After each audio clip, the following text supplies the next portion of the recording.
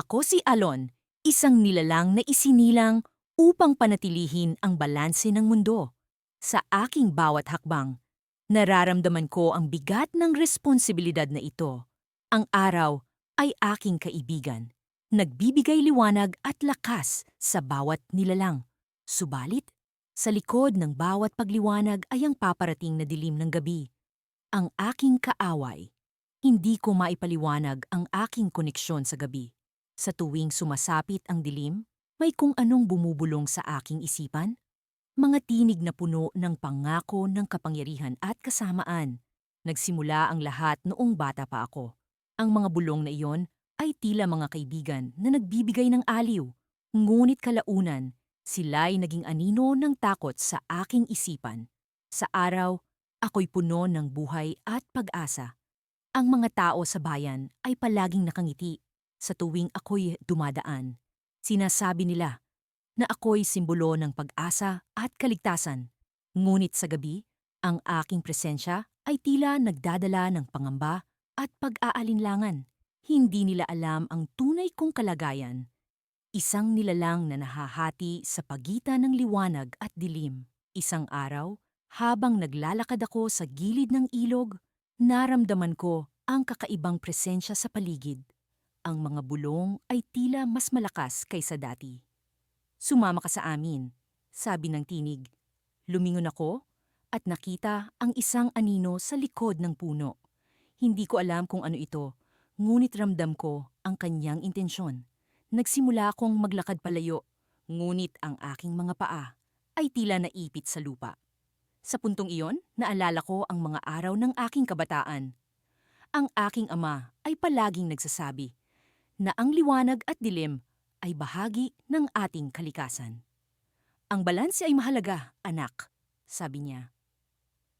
Ngunit paano ko mapapanatili ang balance kung ang gabi ay patuloy na humihila sa akin? Habang lumalalim ang gabi, naramdaman ko ang malamig na hangin na pumapaligid sa akin. Ang mga anino ay dahan-dahang lumalapit, na parang may sariling buhay. Sa kabila ng takot, naramdaman ko rin ang kakaibang kapangyarihan sa loob ko. Ang mga bulong ay naging musika sa aking pandinig. At sa isang iglap, naramdaman ko ang tila nagbibigay lakas sa akin. Sa kabila ng lahat, alam kong hindi ko dapat pagbigyan ang tukso ng gabi. "Bakit mo ako hinahanap?" Tanong ko sa anino.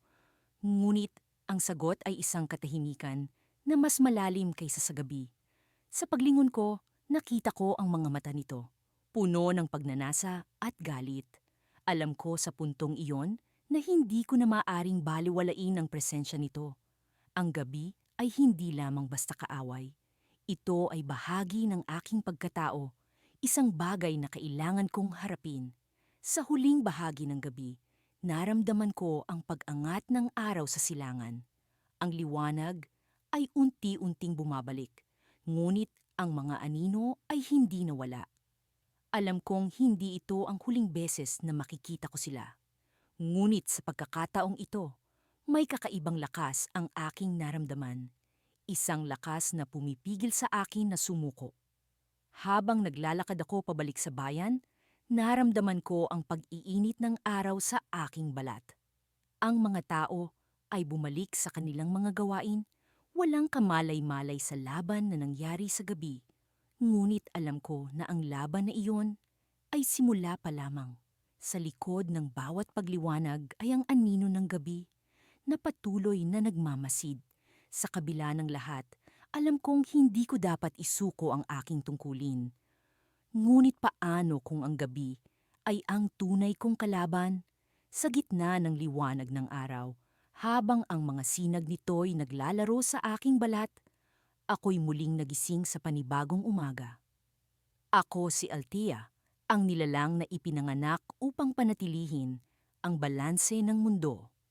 Araw-araw, ako'y gumigising sa init ng araw at tinatanggap ang kanyang liwanag. Ngunit habang lumilipas ang mga sandali ng liwanag, nararamdaman ko ang paglapit ng gabi, ang aking pinakamalaking kalaban. Ang aking mundo ay punong-puno ng mga simbolismo. Ang araw ang aking kakampi, ang nagbibigay sa akin ng lakas at kapangyarihan. Ngunit ang bawat dapit hapon ay nagdadala ng takot at pangamba.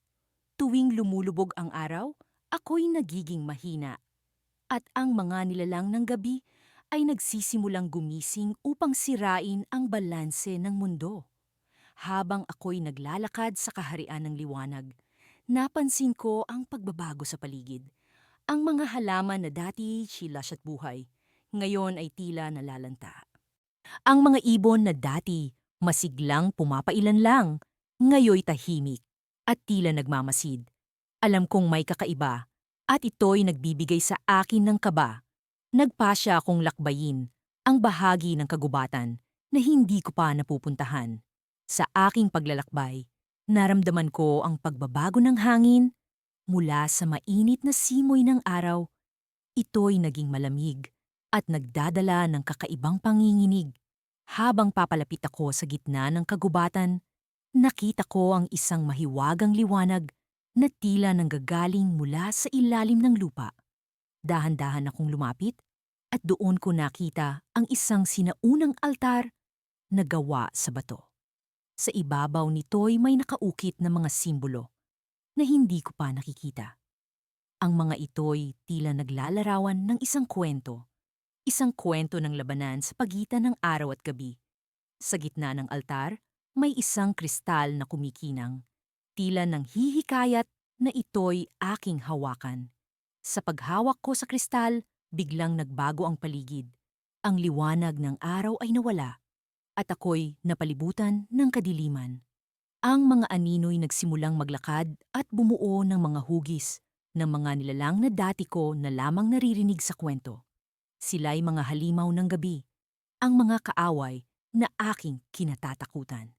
Ngunit sa aking pagkabigla, isang boses ang narinig ko mula sa kawalan.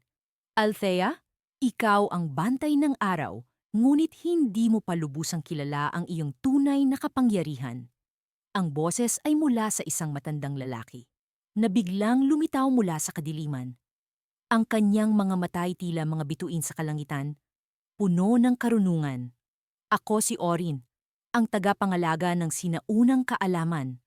Pakilala niya. Ang kristal na hawak mo ay isang susi. Ito'y magdadala sa iyo sa isang paglalakbay upang mas makilala mo ang iyong sarili at ang tunay na layunin mo sa mundong ito. Ngunit paano ko magagapiyong ang mga halimaw ng gabi kung ako'y nawawalan ng lakas tuwing sila'y lumilitaw? Tanong ko, puno ng pag-aalinlangan. Ang iyong kapangyarihan ay hindi lamang nagmumula sa araw, Althea. Ang tunay na lakas mo'y nagmumula sa balanse ng liwanag at dilim. Kailangan mong yakapin ang parehong aspeto upang makamit ang tunay na kalakasan. Paliwanag ni Orin. Sa kanyang mga salita, naramdaman ko ang biglaang pag-unawa. Ang mundo ay hindi lamang tungkol sa liwanag o dilim. Ito'y tungkol sa balanse ng dalawa. Ang aking tungkulin ay hindi lamang labanan ang dilim, kundi tanggapin ito bilang bahagi ng kabuuan. Ngunit bago ko pa man maiproseso ang lahat, naramdaman ko ang lupa'y nyanig. Ang mga halimaw ay nagsimulang lumapit at isang itim na ulap ang pumalibot sa akin. Ang ulap ay tila may buhay, bumubulong ng mga salitang hindi ko maintindihan. Sa gitna ng kaguluhan, ang kristal sa aking kamay ay biglang nagliwanag at ako'y natangay ng isang malakas na puwersa. Sa isang iglap, ako'y napadpad sa isang lugar na hindi ko kilala. Isang lugar na puno ng anino, ngunit may liwanag sa kalangitan. Ang mga bituin ay naglalaro sa himpapawid at ang lupa'y tila humihinga. Sa lugar na iyon, naramdaman ko ang kakaibang kapangyarihan na tila nagmumula sa akin. Naiwan akong nag-iisa, puno ng tanong at takot. Ngunit sa kabila ng lahat, alam kong ito'y simula ng mas malalim na paglalakbay. Isang paglalakbay na maghahayag ng mga lihim na matagal nang nakatago at magdadala sa akin sa tunay na kahulugan ng aking pagiging bantay ng araw, kaaway ng gabi. At sa dulo ng paglalakbay na ito, ang pinakamalaking tanong ay nananatili. Sa pagtanggap ko ng dilim, magiging sapat ba ito upang panatilihin ang balanse ng mundo? O ito'y magiging sanhi ng aking pagkatalo? Ako ang bantay ng araw, kaaway ng gabi. Ang araw ay nagsimulang magbigay ng liwanag sa kalangitan. Habang naglalakbay ako pabalik sa aking tahanan, ang luntiang kagubatan ng silangan.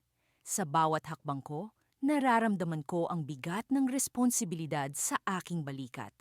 Ako ang nilalang na ipinanganak upang panatilihin ang balanse ng mundo, ang bantay ng araw, na may tungkuling tiyakin na ang liwanag ay hindi maglalaho sa dilim.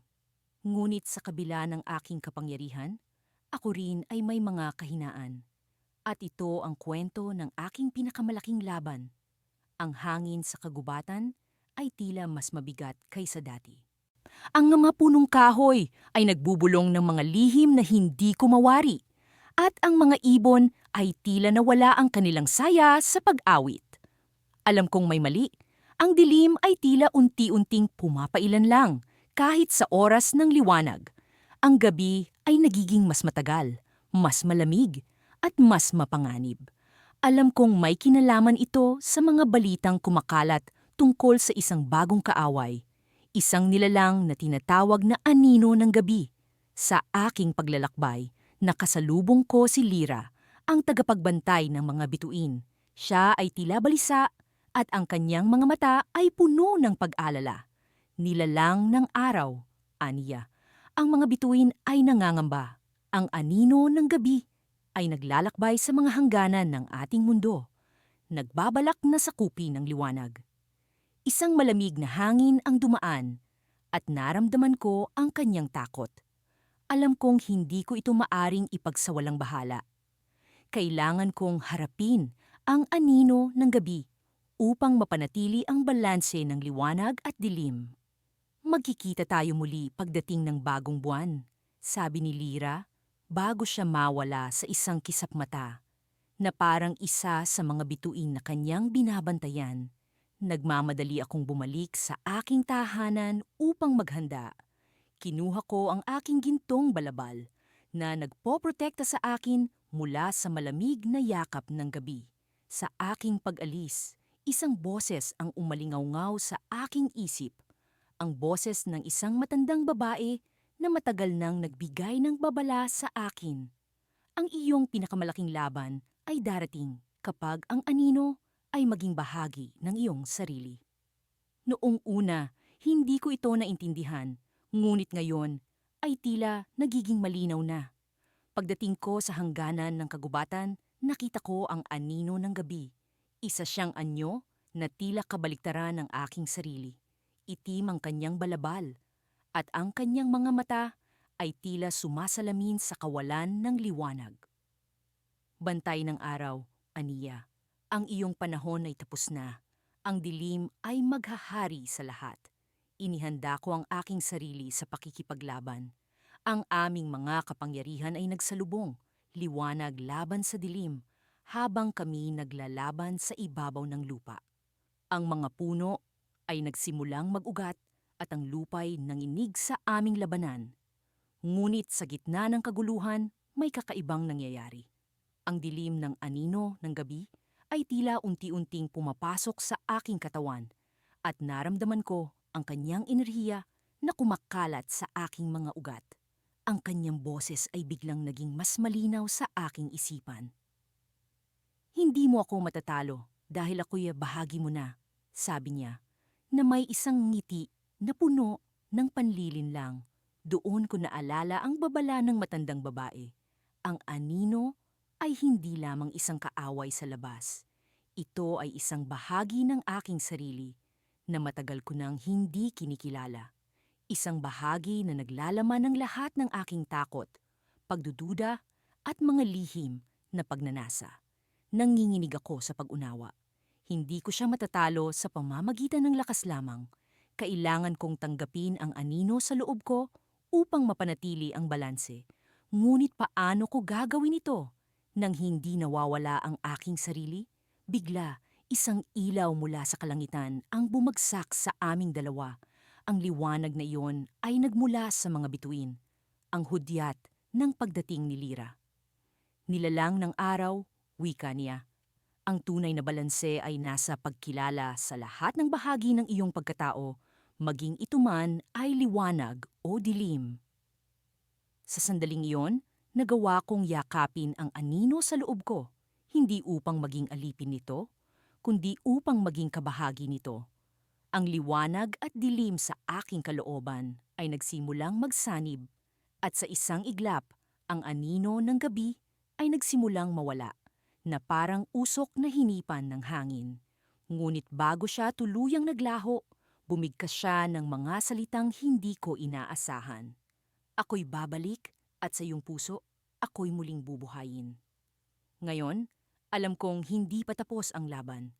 Isang bagong kabanata ang nagbukas, at ang susunod na yugto ng aking paglalakbay ay puno ng mga tanong na walang kasagutan. Ngunit sa kabila ng lahat, alam kong handa ako. Ako pa rin ang bantay ng araw, ngunit ngayon, ako rin ay may bahagi ng gabi. Sa gitna ng walang katapusang labanan, bumubulong ang hangin ng mga lihim na tila nagtatago sa likod ng mga ulap. Ako, si Ilaw, ang nilalang na ipinanganak upang panatilihin ang balanse ng mundo, ay patuloy na nakikipagbuno sa mga anino ng gabi. Ang aking puso ay puno ng pag-aalinlangan, ngunit hindi ko maaaring talikuran ang aking tungkulin. Nang sumapit ang dapit hapon, naramdaman ko ang paggapang ng lamig na tila nagbabanta sa aking kalagayan. Alam kong malapit nang dumating ang gabi, at kasabay nito, ang aking katunggali, si Dilim. Isang nilalang na kasingtibay ko, taglay ang kapangyarihan ng gabi. Siya ay ang aking kaaway sa walang katapusang digmaan ng araw at gabi. Sa bawat pagsiklab ng mga bituin, si Dilim ay nabubuhay upang maghasik ng kadiliman. Sa araw na ito, isang kakaibang pakiramdam ang bumalot sa akin. Parang may mga mata na nakatingin mula sa likod ng mga puno, at ang hangin ay nagdadala ng mga bulong na hindi ko maunawaan. Ang mga ibon ay tahimik, ang kanilang awit ay humina, habang ang mga dahon ng puno ay nag-aalab na parang apoy sa huling sinag ng araw. Alam kong may kakaibang mangyayari, ngunit hindi ko matukoy kung ano ito. Habang ang mga anino ay unti-unting lumalawak, narinig ko ang mga yabag na papalapit. Hindi ko na kailangan pang lumingon upang malaman kung sino ang dumating. Si Dilim ay narito na. Hindi ka ba napapagod, Ilaw? Tanong niya habang ang kanyang mga mata ay kumikislap sa ilalim ng asul na kalangitan. Ang labanang ito ay tila walang hangganan. Bawat araw ay nagiging gabi, at bawat gabi ay nagiging araw. Alam mo ang sagot, Dilim, sagot ko. Kung hindi ko patuloy na ipagtanggol ang araw, ang mundo ay lulubog sa iyong walang hanggang kadiliman. Ngunit sa pagkakataong ito, may kakaiba sa kanyang boses. May halong lungkot at pag-aalala na tila may nais siyang sabihin na hindi niya maamin. Ngunit bago ko pa man siya matanong, biglang nagbago ang paligid. Ang hangin ay naging malamig, at ang liwanag ay unti-unting nawala. Sa likod ng ulap, isang kakaibang liwanag ang lumitaw. Isang liwanag na hindi ko pa nakikita sa buong buhay ko. Sa pag-aakalang ito'y gawa ni Dilim, humanda ako sa pakikipaglaban. Ngunit bago ko pa man magamit ang aking kapangyarihan, narinig ko ang isang boses. Isang boses na puno ng kapangyarihan at awtoridad. Ilaw, Dilim, ako ang tinig ng pagkakaisa, sabi ng boses. Kayong dalawa ay bahagi ng isang mas malawak na plano, at ang inyong tunggalian ay bahagi ng siklo ng buhay. Nagulat kami ni Dilim. Ang boses na ito ay tila nagmumula sa kalangitan, mula sa mga bituin na nagsisilbing mata ng mundo. Ang liwanag na naglalabas mula sa likod ng ulap ay tila isang tanda ng bagay na mas malaki kaysa sa amin. Anong ibig sabihin nito? Tanong ni Dilim, na ngayon ay naguguluhan din. Ang inyong tunggalian ay hindi lamang tungkol sa araw at gabi. Ito ay simbolo ng balanse, ng pag-iral ng liwanag at dilim sa lahat ng bagay, sagot ng boses. Ngunit ngayon, isang bagong puwersa ang nagbabanta sa balanse na ito, isang puwersa na nagmumula sa labas ng inyong mundo. Sa mga salitang iyon, isang takot ang bumalot sa aking puso. Ang labas ng aming mundo? Paano ito nangyari? Sino ang may kakayahan na lumampas sa hangganan ng kapangyarihang ipinagkaloob sa amin? Ang puwersang ito ay nagmumula sa kaisipan ng mga nilalang na hindi nabibilang sa inyong daigdig, patuloy ng boses. Isang puwersa na may kakayahan na sirain ang balanse ng araw at gabi. Alam ko na hindi ito ordinaryong labanan, ito ay isang bagay na higit pa sa aming nauunawaan. Sa pagkakataong ito, ang aming tunggalian ay hindi lamang tungkol sa araw at gabi, kundi sa kapalaran ng buong mundo. Ilaw, dilim, sabi ng boses, kailangan ninyong magkaisa upang harapin ang puwersang ito. Ang inyong kapangyarihan ay magkasama lamang magiging sapat upang panatilihin ang balanse. Sa mga salitang iyon, naramdaman ko ang bigat na bumagsak sa aking balikat. Ngunit bago pa man ako makapag-isip ng sagot, naramdaman ko ang isang pag-aalab sa aking puso. Isang pag-aalab na nagmumula sa pag-unawa at pag-asa. Ngunit sa likod ng pag-aalab na iyon, isang tanong ang bumuo sa aking isipan. Paano kami magkaisa ni Dilim kung kami ay likas na magkalaban? Sabay kaming tumingin kay Dilim at sa kanyang mga mata, nakita ko ang parehong tanong. Sa gitna ng aming tunggalian, isang bagong pakikipagsapalaran ang nagsimula, isang pakikipagsapalaran na puno ng pag-aalinlangan. Ngunit may pag-asa na maaaring magdala ng bagong balanse sa mundo.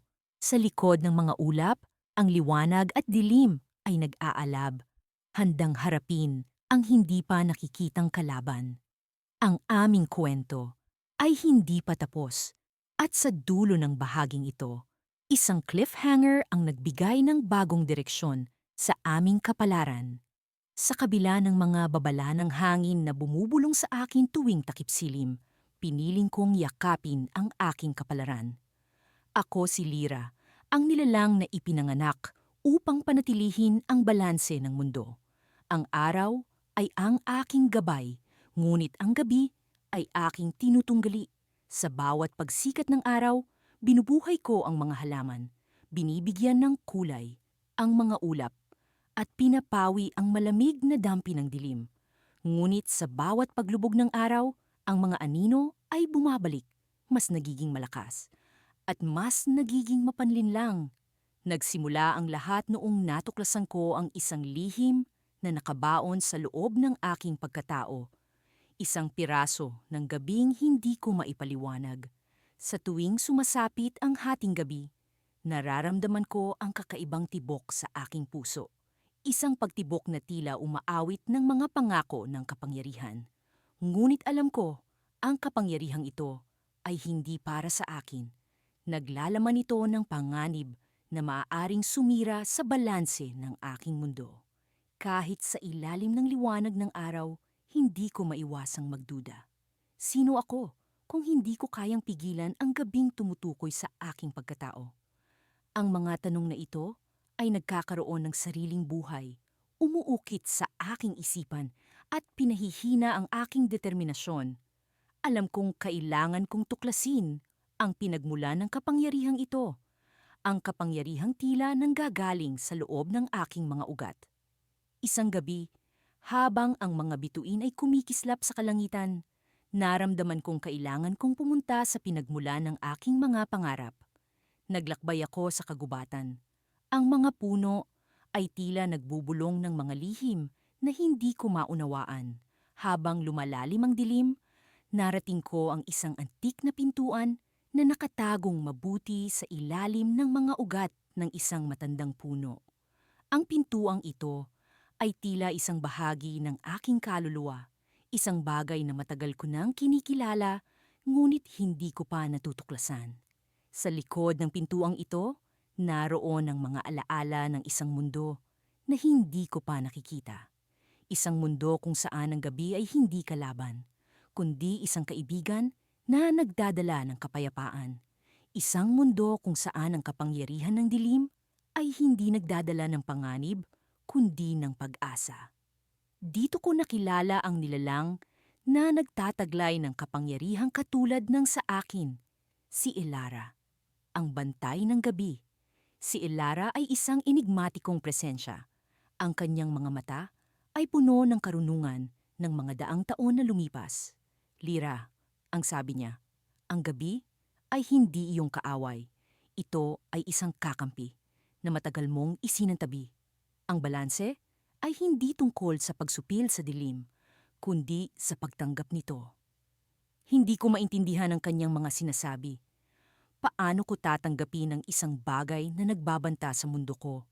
Ngunit sa kanyang mga salita, naramdaman ko ang init ng isang pag-unawa na matagal ko nang hinahanap.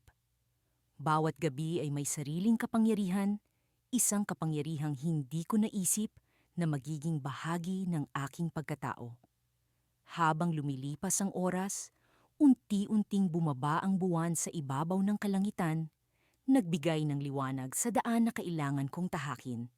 Alam ko na ang araw at gabi ay hindi magkaaway, kundi magkapantay sa kanilang paglikha ng balanse sa mundo.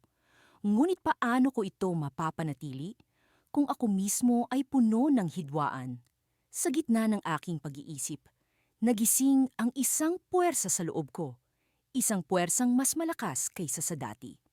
Ang tibok ng aking puso ay naging awit ng kapangyarihan, nagbigay ng enerhiya sa aking pagiging. Sa pagkakataong iyon, natuklasan ko ang isang piraso ng katotohanan. Ang balanse ay hindi tungkol sa pagsupil sa dilim, kundi sa pagyakap sa kapangyarihang dala nito.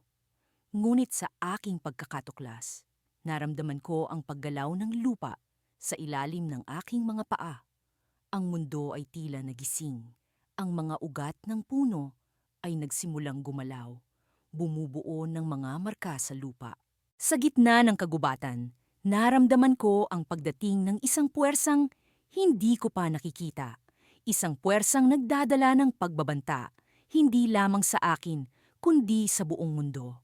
Ang puwersang ito ay ang tunay na kaaway, isang nilalang na naglalaman ng parehong liwanag at dilim, ngunit puno ng kasamaan.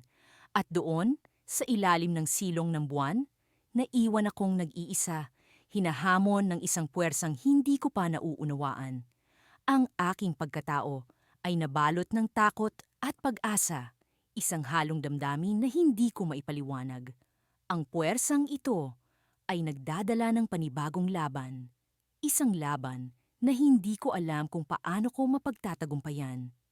Ngunit alam ko, sa kabila ng lahat ng ito, ako ang bantay ng araw, ang tagapagtanggol ng liwanag sa gitna ng dilim. Sa pagsapit ng ika-6 na yugto ng aking paglalakbay, bilang ang bantay ng araw, ramdam ko ang bigat ng responsibilidad na nakaatang sa aking mga balikat. Sa kabila ng aking pagkatao na puno ng liwanag at pag-asa, unti-unti akong nilalamon ng mga anino ng gabi na aking kaaway. Ang takot na hindi ko nagagampanan, ang aking tungkulin ay bumabalot sa aking isipan, ngunit alam kong hindi ko maaaring magpadaig sa kadiliman. Nagising ako sa liwanag ng umaga na tila nag-uudyok sa akin na bumangon at ipagpatuloy ang laban.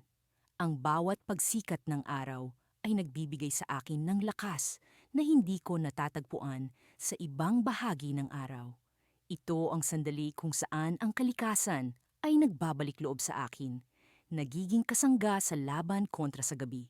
Ngunit sa likod ng bawat umaga ay nakatago ang isang gabi na puno ng mga lihim. Habang naglalakad ako sa kakahuyan, naririnig ko ang pag-awit ng mga ibon, ang kaluskos ng mga dahon, at ang marahang pag-agos ng batis. Ang mga ito ay paalala sa akin na ang mundo ay puno ng buhay na kailangan kong protektahan. Ngunit sa bawat hakbang na aking ginagawa, nararamdaman ko ang malamig na hangin ng gabi. na nagbabantang sumira sa pinakaiingatan kong balanse. Habang papalapit ang gabi, nararamdaman ko ang pagdagsa ng mga anino. Ang mga ito ay bumabalot sa paligid ko, tila nais akong yakapin at ilubog sa kanilang kadiliman.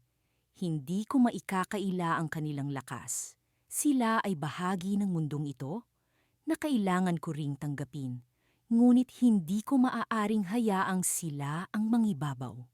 Sa gitna ng aking pagninilay-nilay, biglang may lumitaw na nilalang mula sa likod ng isang puno. Siya ay may mapupungay na mata na tila may dalang mensahe mula sa kadiliman. Nagpapanggap ka lamang, ang sabi niya. Ang boses ay tila bulong ng hangin na dumaan sa aking mga tainga. Ang iyong liwanag ay hindi sapat upang talunin ang gabi. Ang sinabi niyang iyon ay isang sibat na tumagos sa aking puso. Paano kung totoo ang kanyang sinasabi? Paano kung ang aking liwanag ay hindi sapat upang panatilihin ang balanse ng mundo? Ngunit hindi ko maaaring hayaang ang pagdududa ay maghari sa akin. Ang liwanag ko ay hindi nag-iisa. Ang sagot ko, ang mundo ay puno ng mga nilalang na katulad ko, mga nilalang na handang lumaban para sa liwanag. Ngumiti siya, isang ngiting puno ng lihim at pagsubok. Kung gayon, ipakita mo sa akin ang iyong lakas. Ang sagot niya, bago siya naglaho sa likod ng mga anino. Sa kanyang paglisan, naramdaman ko ang isang kakaibang lakas na dumadaloy sa aking mga ugat. Isang lakas na hindi ko pa naramdaman noon. Sa paglipas ng mga oras, ang mga bituin ay nagsimulang magpakita sa kalangitan. Ang kanilang liwanag ay tila kumikislap sa akin, nagbibigay ng pag-asa sa gitna ng kadiliman. Alam ko na hindi ako nag-iisa sa laban na ito. Ang mga bituin, ang buwan, at ang kalikasan ay nasa aking likuran, handang sumuporta sa akin sa bawat hakbang. Ngunit habang ako'y nagmumuni-muni, naramdaman ko ang malamig na hangin na bumalot sa akin. Bigla kong naramdaman ang presensya ng isang pamilyar na anino. Hindi siya nag-iisa. Sa likuran niya, may mga nilalang na tila mga mandirigma ng gabi.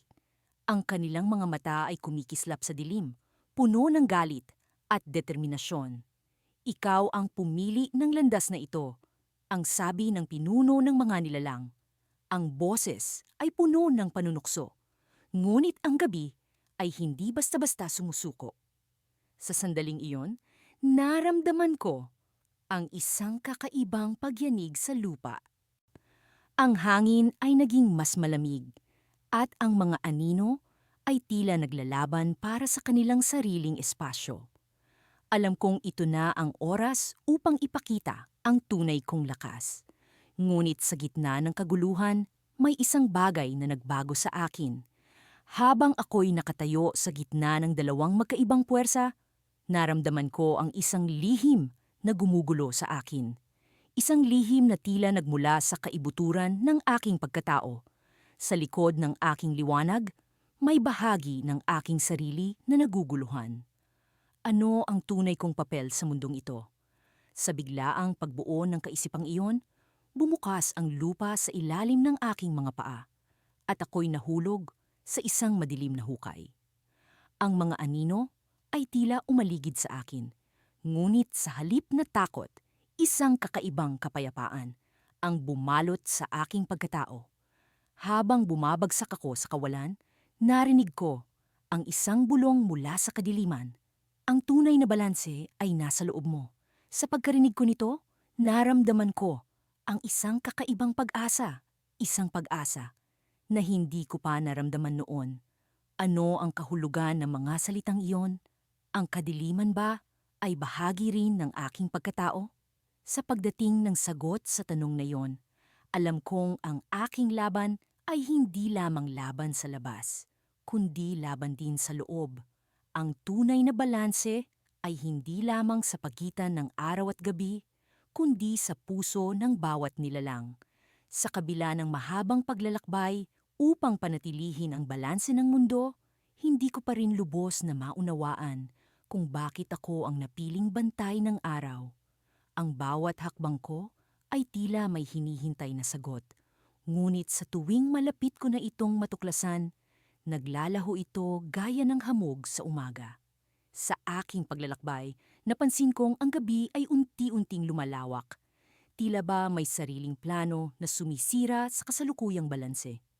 Alam kong may oras na lamang ako upang pigilan ang paglaganap nito.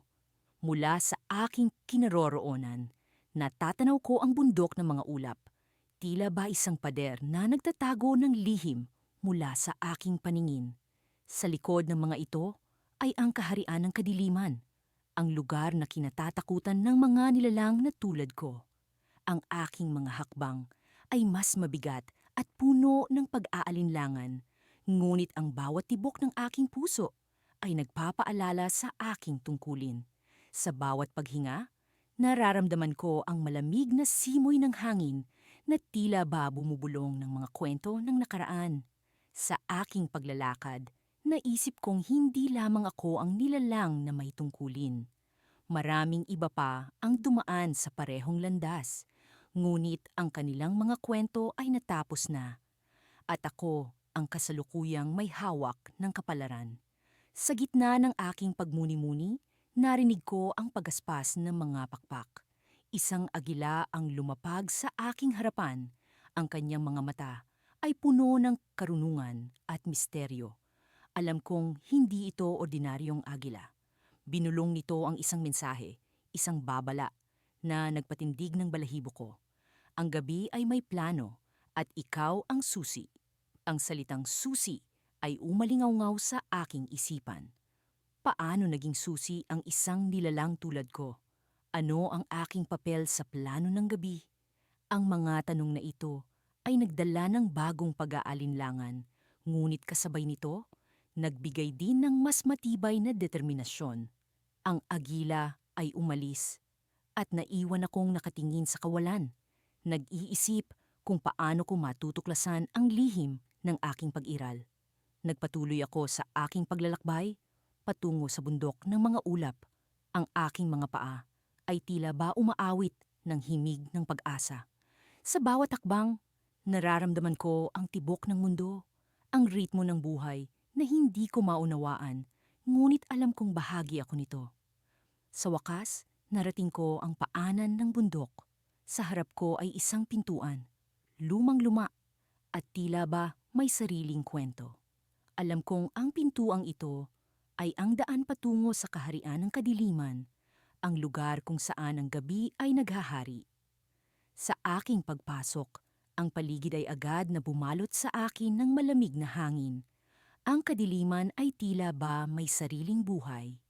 Sa kabila ng takot, nagpatuloy ako, pinipigilan ang bawat pag-aalinlangan sa aking isipan. Sa gitna ng kadiliman, naramdaman ko ang presensya ng isang nilalang.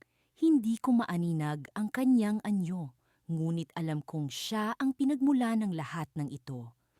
Ang kanyang boses ay nagbigay ng panginginig sa aking kalamnan. Ang balanse ay nasisira at ang susi ay nasa iyong kamay. Sa sandaling iyon, naalala ko ang agila at ang kanyang babala. Ang mga piraso ng palaisipan ay unti-unting nagkakaroon ng hugis, ngunit ang larawan ay hindi pa rin buo. Ano ang ibig sabihin ng susi? Paano ko ito mahahanap? Ang nilalang ay nagpatuloy. Ang kanyang boses ay puno ng misteryo. Upang maibalik ang balanse, kailangan mong isakripisyo ang sarili mong liwanag. Ang mga salita niya ay nagdala ng matinding kaba sa aking puso. Ang liwanag na taglay ko ay ang aking buhay, ang aking pagkatao. Paano ko isasakripisyo ang bahagi ng sarili ko? Ngunit sa ilalim ng lahat ng takot, naramdaman ko ang pagtanggap. Ang aking tungkulin ay higit sa personal na pagnanasa. Ako ang bantay ng araw at ang kapalaran ng mundo ay nasa aking mga kamay. Habang ipinipikit ko ang aking mga mata, naramdaman ko ang liwanag na unti-unting naglalaho mula sa aking katawan. Ang paligid ay nagbago at ang kadiliman ay nagsimulang humupa. Ngayon, Ang balanse ay naibalik, ngunit sa anong kapalit? Sa aking pagbukas ng mata, napagtanto kong isa akong bagong nilalang. Ang aking mga mata ay puno ng liwanag, ngunit ang aking puso ay walang katiyakan. Ngunit sa likod ng lahat ng ito, naramdaman kong may natitirang bahagi sa akin na hindi ko inaasahan. Ang gabi ay nag-iwan ng marka, isang lihim na hindi ko pa lubos na nauunawaan. Ang mundo ay tila ba nagbago at alam kong ang aking kwento ay hindi pa tapos. Ako ang bantay ng araw, ngunit ngayon, may bahagi sa akin na kaaway ng gabi. Ang aking paglalakbay ay nagsisimula pa lamang at ang mga piraso ng kapalaran ay unti-unti kong bubuuin. Ako ang bantay ng araw, ang nilalang na ipinanganak upang panatilihin ang balanse ng mundo. Sa bawat pagsikat ng araw, ako ang nagbabantay sa pag-ikot nito. Sinisiguro na ang liwanag ay nasa tamang daan, na ang init ay nagbibigay buhay sa lahat ng nilalang. Ngunit sa pagdating ng gabi, ako ang kaaway ng gabi, ang siyang nagbabalik sa kadiliman, sa pagpasok ng mga anino at lihim na kumakaway sa bawat sulok. Sa bahagi o hoon ng aking kwento, nagsimula ang araw na tila karaniwan. Ang kalangitan ay puno ng kulay kahil at dilaw na nagpapahayag ng bagong pag-asa. Ang mga ibon ay sabik na nag-aawitan at ang hangin ay puno ng mga bulong ng pag-asa. Subalit, sa kabila ng kalmadong umaga, ang aking puso ay nagtataglay ng bigat na hindi ko maipaliwanag. May kakaibang nararamdaman, parang isang paanyaya mula sa hindi ko kilalang bahagi ng aking pagkatao. Habang naglalakad ako sa gilid ng ilog, namataan ko ang isang matandang lalaki na nakaupo sa ilalim ng puno. Ang kanyang mukha ay puno ng mga guhit ng karanasan at ang kanyang mga mata ay tila nakatingin sa isang bagay na hindi ko mahagip ng aking pandama. Bantay ng araw, bungad niya nang hindi man lang ako tiningnan. Nagulat ako sa kanyang pagkilala. "Sino ka?" tanong ko, puno ng pagtataka. "Isang tagapagsalita ng mga lihim," sagot niya. "May balita akong nais iparating sa iyo, isang bagay na matagal nang nakatago sa likod ng mga anino." Umupo ako sa tabi niya, at ang kanyang mga salita ay tila naging mga susi sa mga pintuan ng aking isipan. May puwang sa pagitan ng araw at gabi, isang daigdig na hindi mo pa naaabot, patuloy niya. Ang balanse ng mundo ay hindi lamang tungkol sa liwanag at dilim, ngunit sa mga bagay na nasa pagitan. Ang kanyang sinabi ay tila isang bugtong, isang palaisipan na kailangan kong lutasin.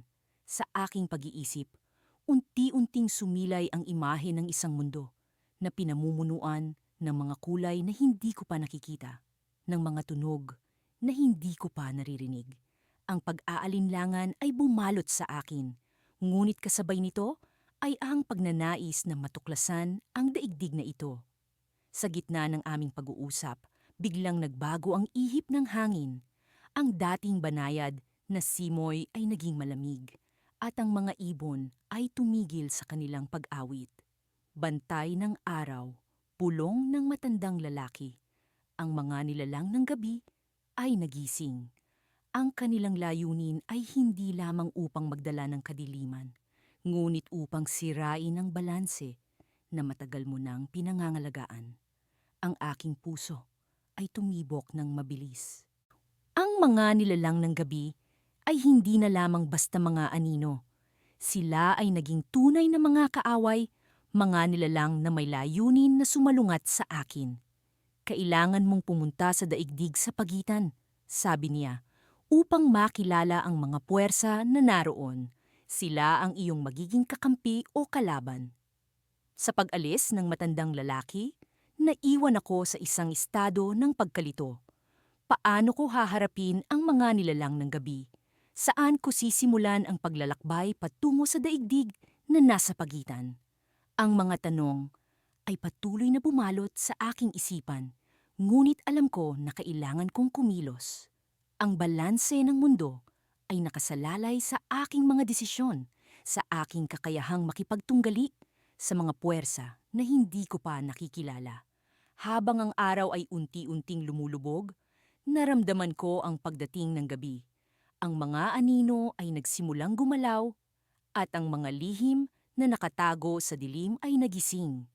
Ako ang bantay ng araw, ngunit sa gabing ito, ako ay magiging kaaway ng gabi sa isang paraang hindi ko pa nagagawa.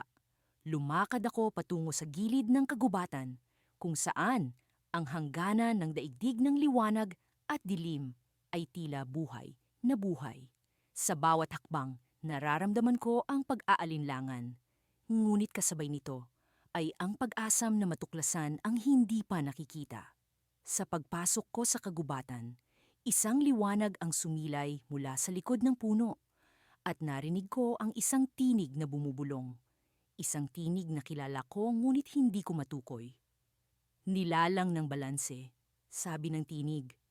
Ang iyong paglalakbay ay magsisimula na. Ngunit mag-ingat sapagkat ang daigdig na nasa pagitan ay puno ng mga lihim na maaaring magbago ng iyong kapalaran. Sa pagtatapos ng bahagi na ito, naramdaman ko ang kakaibang puwersa na nag-aanyaya sa akin. Ang mundo ay tila huminto at sa isang iglap, ang aking paligid ay nagbago. Ako ay nasa isang lugar na hindi ko pa nakikita. Isang mundo na puno ng mga kulay at tunog na hindi ko maipaliwanag. At doon, sa gitna ng daigdig na ito, namataan ko ang isang nilalang na tila nag-aabang sa akin. Ang kanyang mga mata ay naglalaman ng mga lihim ng universo. At sa kanyang paglapit, naramdaman ko ang puwersang bumabalot sa akin. Sa kanyang mga kamay ay ang susi sa balanse ng mundo, isang bagay na matagal ko nang hinahanap. Ngunit sa kanyang paglapit, naramdaman ko rin ang panganib, isang puwersa na nagbabalak na sirain ang lahat ng aking pinangangalagaan. Ang daigdig na nasa pagitan ay hindi lamang isang daigdig ng pag-asa, ngunit isang daigdig ng pagsubok na hindi ko inaasahan. Sa aking mga paglalakbay bilang bantay ng araw, natutunan kong ang bawat sikat ng liwanag ay may kanya-kanyang kwento. Ang init ng tanghali ay nagbibigay lakas sa mga nilalang, habang ang malamlam na sinag ng dapit hapon ay nagdadala ng kalungkutan. Ngunit kasabay nito ang pag-asa ng panibagong simula. Ang aking tungkulin ay simple ngunit mahalaga. Panatilihin ang liwanag, pagbantayan ang araw, at siguraduhing ang gabi ay hindi lumamon ng higit sa nararapat. Isang araw, habang ang liwanag ng araw ay naglalaro sa mga dahon ng puno, naramdaman ko ang kakaibang paggalaw sa hangin. Ang mga ibon ay nagising sa kanilang awit, ngunit may pahiwatig ng takot sa kanilang mga mata. Ang mga halaman ay umuugoy sa hangin, tila may tinuturo sa akin na hindi ko pa nauunawaan. Sa likod ng lahat ng ito, may bulong na nagmumula sa mga anino. Mula sa aking mga karanasan, alam kong ang mga bulong ay maaaring maging mensahero ng kaalaman o babala. Sa pagkakataong ito, mas pinili kong makinig. Ang bulong ay nagdala sa akin sa isang lumang kuweba, kung saan ang mga alingawngaw ng nakaraan ay bumabalik sa akin. Sa loob ng kuweba, natagpuan ko ang isang sinaunang ukit sa dingding. Ang mga simbolo ay hindi pamilyar. Ngunit ang kanilang presensya ay nagbigay sa akin ng kakaibang pakiramdam. Ang bawat linya ng ukit ay tila kumikinang sa ilalim ng liwanag ng araw, na para bang ang kuweba ay may sariling buhay. Habang pinag-aaralan ko ang ukit, isang marahang tinig ang nagmula sa likuran ko. Ikaw ba ang bantay ng araw? Napalingon ako at sa harap ko ay isang matandang lalaki. Ang kanyang mga mata ay tila puno ng karunungan na nabuo sa paglipas ng panahon. Oo, sagot ko. Ako ang tagapangalaga ng liwanag. Aduna, ano ang iyong hinahanap sa kuweba na ito? Mahalaga ang bawat liwanag, ngunit may lihim na hindi mo pa alam, sabi ng matanda. Ang kanyang tinig ay puno ng misteryo, Ang bawat araw ay may sariling gabi, isang kaaway na hindi mo maaaring talunin. Naramdaman ko ang bigat ng kanyang mga salita.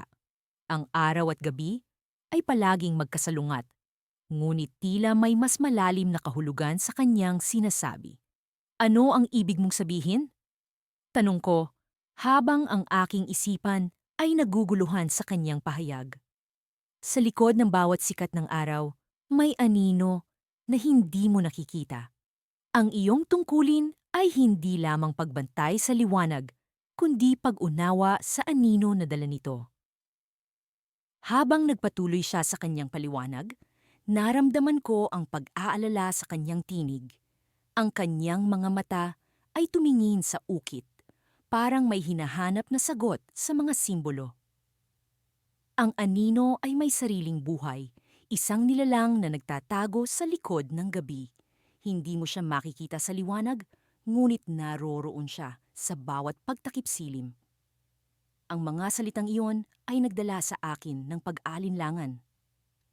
Ang aking tungkulin ay palaging nakatuon sa liwanag, ngunit ngayon may hamon na hindi ko pa nakikita. Paano ko siya matutuklasan? Tanong ko, ang aking tinig ay puno ng pagnanasa na malaman ang sikreto.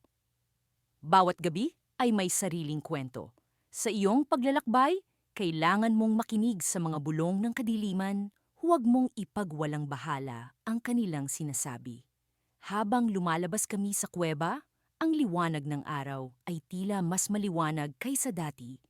Ang hangin ay puno ng pag-asam, ngunit kasabay nito, ang anino ng gabi ay tila mas malapit.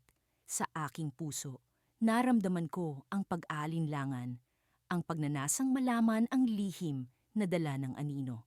Ngunit habang naglalakad kami, ang matanda ay biglang nawala. Ang kanyang presensya ay tila naglaho sa hangin. Iniwan akong nag-iisa sa liwanag ng araw. Ang kanyang mga salita ay umalingaw-ngaw sa akin. Ang kanyang mga babala ay nagdala ng bagong pag-unawa. Sa likod ng bawat sikat ng araw, may anino na hindi ko pa nakikita. Ako ang bantay ng araw, ngunit ngayon, kailangan kong harapin ang kaaway ng gabi. Ang paglalantad ng lihim na ito ay ang susi sa tunay na balanse ng mundo. Sa huling sandali, narinig ko ang bulong ng hangin, isang mensahe na dala ng araw. Ang anino ay hindi lamang kaaway, kundi bahagi ng iyong paglalakbay. At doon, sa pagdilim ng araw, naiwan ako sa cliffhanger ng aking kwento. Ako ay nasa harap ng isang bagong hamon, isang bagong simula. Ang anino ay hindi maaaring talunin, ngunit maaari itong maintindihan. Ang aking paglalakbay ay nagsisimula pa lamang, isang pakikipagsapalaran sa pagitan ng liwanag at dilim. Sa kabila ng mga pagsubok na dinanas ko, hindi ko pa rin maikakaila ang bigat ng responsibilidad na nakaatang sa akin.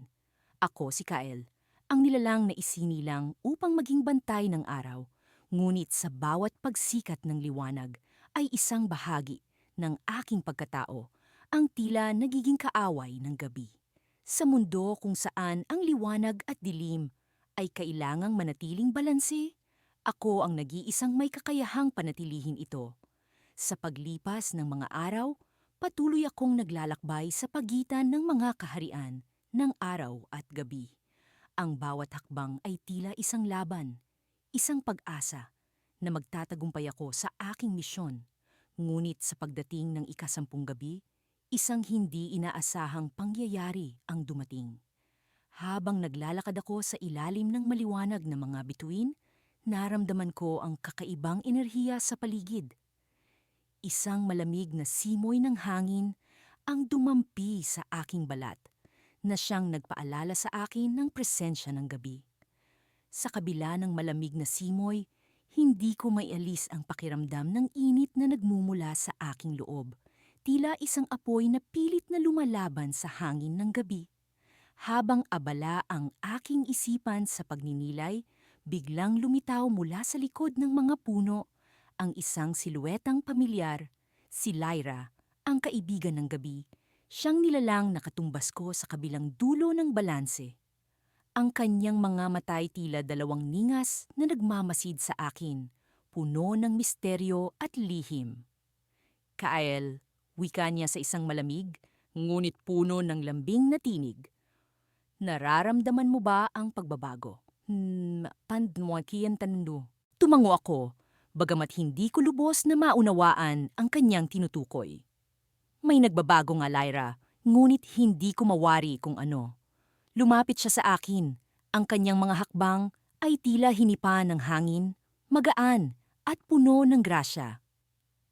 Ang balanse, Kael, unti-unti nang naglalaho. Ang ating mga daigdig ay nagsasama na hindi sa paraan na dapat. Nabigla ako sa kanyang sinabi. Paano ito nangyari? Ako, na siyang tagapagpanatili ng balanse, ay hindi nakaramdam ng ganitong pagbabago. Paano ito nangyari, Lyra? Ano ang ating magagawa? May isang nilalang na nais baguhin ang lahat. Isang nilalang na nagkukubli sa anyo ng isa sa atin. Siya ang sanhi ng kaguluhan. Wika niya, ang kanyang tinig ay puno ng pag-aalala. Naguluhan ako sa kanyang sinabi. Paano nagkaroon ng isang taksil sa aming hanay? Sino ang maaaring magtaksil sa kanilang layunin na panatilihin ang balanse ng liwanag at dilim?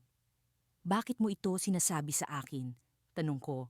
Hindi mo ba iniisip na isa akong kaaway? Ngumiti siya, isang ngiting puno ng pag-unawa. Dahil sa kabila ng ating mga pagkakaiba, Kail, naniniwala akong iisa lamang ang ating hangarin. At sa pagkakataong ito, kailangan natin ang isa't isa. Ang kanyang mga salita ay tila nagsindi ng liwanag sa kadiliman ng aking pag-iisip. Sa kabila ng aming mga tunggalian, naramdaman kong tama siya. Kailangan naming magtulungan upang mahanap ang taksil na ito at ibalik ang balanse bago pa ito tuluyang maglaho. Ngunit paano kung ang taksil ay isa sa mga pinakamalapit sa akin? Isang kaibigan o isang taong pinagkakatiwalaan ko? Ang pag-aalinlangan ay nag-umpisang lumukob sa akin. Ngunit sa kabila nito, alam kong wala akong ibang pagpipilian kundi magtiwala. Anong plano mo? Tanong ko, puno ng determinasyon. Kailangan nating bumalik sa pusod ng dimensyon ng gabi, tugon ni Lyra. Doon natin makikita ang tinatagong katotohanan. Isang pakikipagsapalaran ang nakaabang. At sa kabila ng panganib na dala nito, handa akong sumugal. Ngunit sa bawat hakbang na palapit kami sa pusod ng gabi, isang katanungan ang bumabagabag sa akin. Kung sino man ang taksil na ito, bakit niya nais sirain ang balanse na nagpoprotekta sa aming lahat? Habang papalapit kami sa aming destinasyon, naramdaman ko ang bigat ng mundo sa aking mga balikat. Isang pakiramdam na tila sinasabi sa akin na ang landas na ito ay magdadala sa akin sa isang hindi inaasahang katotohanan. Ngunit bago ko pa man masagot ang mga katanungan sa aking isipan, isang kakaibang liwanag ang biglang lumitaw sa aming harapan. Isang portal, isang daan na tila nag-aanyaya. Sa loob nito ay ang liwanag at dilim na magkasama. Isang pahiwatig na marahil, ang balanse ay hindi ganap na naiintindihan. Ngunit bago ko pa man maisip ang susunod na hakbang, isang kamay ang biglaang humila sa akin papasok sa loob ng portal. Nagising ako sa ibang mundo, isang mundo na hindi ko pa nararanasan. At doon, sa harapan ko, ay isang nilalang na may anyong hindi ko mawari. Siya ang naghihintay sa akin, ang taksil na nagkukubli sa likod ng mga anino ng liwanag at dilim.